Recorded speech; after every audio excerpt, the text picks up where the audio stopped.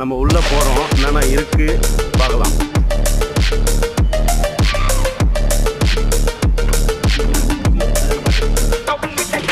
பாருங்க, ஃபுல்லாக சாக்லேட் ஐட்டம்ஸ்லாம் இங்கே இருக்குது குழந்தைங்களுக்கு.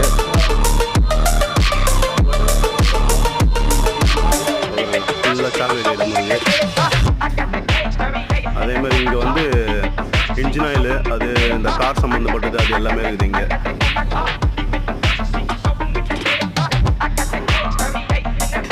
சிப்ஸுக்கு தனி ரேக்கு, கூல் ட்ரிங்க்ஸுக்கு தனியாக ஒரு ரேக்கே வச்சுருக்காங்க. ஃபுல்லாக இருக்குது இதில்.